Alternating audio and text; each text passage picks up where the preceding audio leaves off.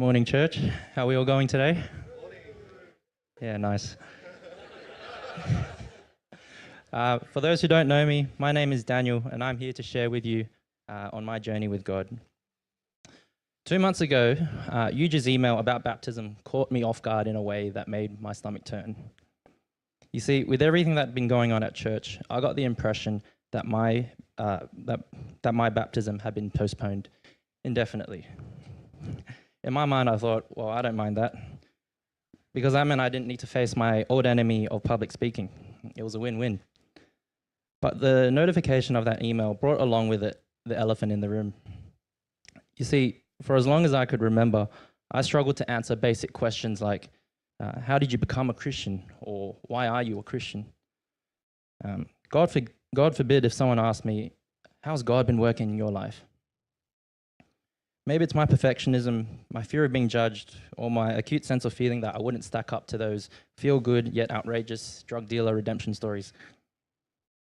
Back in 2018, when Ponytailed Anthony got baptized, I sat in the pews in a state of quiet panic as I wrestled with where I stood before God. I silently concluded that maybe you're just not ready, Dan. Then how does one become ready? Anthony shrewdly challenged me during one of our catch-ups. It was a question that I didn't have an answer to. Here's another curveball. You don't act Christian, Dan. Someone said to me not too long ago. Ouch. That one sent me into a spin. Maybe I'm just not cut out for this. Maybe I'm just not a Christian, I thought to myself. Now, I don't know what your journey with God is like, or how in tune you are with your internal monologue. But for years, I worked overtime to suppress those unsolicited internal accusations and avoided the burden of being baptized. But with this came the stress-inducing eternal ambiguity of not knowing where I stood before God, and my lurking shame that I could not honestly answer for myself of what is a true Christian? Am I a true Christian, or am I just a fraud? With this long-winded introduction aside, let me now take you through my story in honest detail. Earlier this year, as some of you know, I moved out of home. As I was settling into my new place, I heard a knock at the door.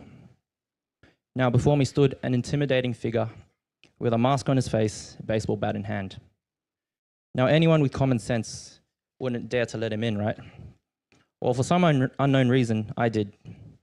He proceeded to trash my place, flip my furniture, knocked over my carefully arranged plants, and even went through my fridge.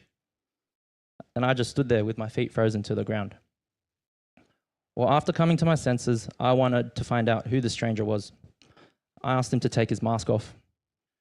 To my absolute shock, I saw my own face. Now, you might be wondering, what does this have to do with my story today? Well, let me introduce you to pessimism.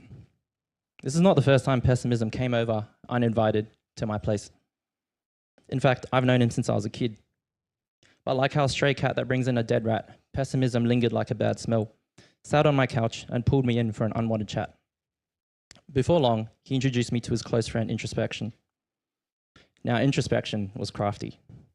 His first impressions made him seem genuine and down to earth, but behind his well-dressed pleasantries, he masqueraded as a puppet of self-crippling rumination that ran on high-octane anxiety. Together, pessimism and rumination formed an unlikely alliance. They would knock on the door during those lonely late nights, inflicting a verbal barrage of unsolicited accusations before I could even lift a finger. They made me feel inadequate, unimportant, unsaved. They talked at me, about me. One-sided verbal assaults like, you're worthless, others are better than you, and my personal favorite, there's something wrong with you, were left untreated and left to fester in me. Now, going to church is something I've been doing my whole life. Pentecostal, Anglican, Baptist, and now Presbyterian. I collected them all. However, church for me was really playtime. It was when I could snag free morning tea from the aunties, as I will. Those innocent Sunday school lessons branded in me that apparently Jesus was king and Lord over all. But when it came to my day-to-day roadblocks, he could not be more irrelevant.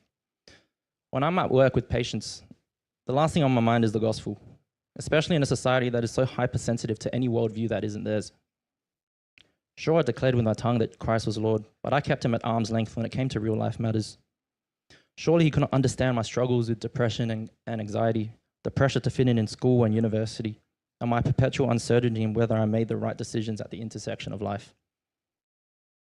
Here, pessimism and friends convinced me that the internal matters of my heart made me too broken, too unlovable, too sinful to be saved.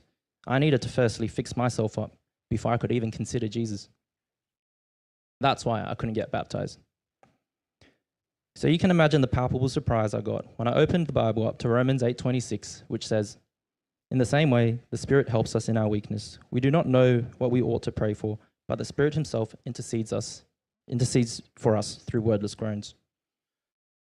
You see, I always saw God as a judge rather than a father. And with sin running rampant through every nook and cranny of my life, I often distanced myself from God when I was ashamed of my sin and by extension, myself. But in this passage, we read that 1, God knows our thoughts before we even utter them. And 2, rather than judge, he understands and intervenes for us. What a great privilege this is. What a privilege it is to know that we are loved and accepted for who we are. What a privilege to know that God is truly on our side. So instead of self-inflicted internal accusations like, "You're worthless," Jesus left the 99 to find the one lost sheep. Instead of feeling the need to fix myself up first, God demonstrates his love for us by dying for us whilst we were still in sin. And instead of listening to my own voice that ultimately crushed me, Jesus invites us to come to him who are weary, for he gives us rest. Now, I do not want to sugarcoat the Christian life. It is not an easy walk. In fact, swimming against the current of society means that there is actually more suffering. And as I continue to live out my life as a born-again Christian, I continue to hear unwelcome guests knocking at the door. And if I'm not careful, they will enter and wreak havoc. Every day, I find the need to constantly speak the gospel to my thoughts. By this, I mean using the gospel as a weapon of God's word to quell the dystopian lies that my own voice brings. By doing this, I no longer need to outsource my validation and self-esteem in the vain hope that I can get any form of fleeting attention from man or object. Instead, I remember that God knew me before the creation of the world, redeemed me whilst I was still a sinner, through his Spirit, continues to hear my prayers, even in seemingly senseless groans. As I continue to make sense of my walk with God this Christmas, to everyone who has heard me ramble on for this long, my question to you is this: where do you stand before God? Are you saved?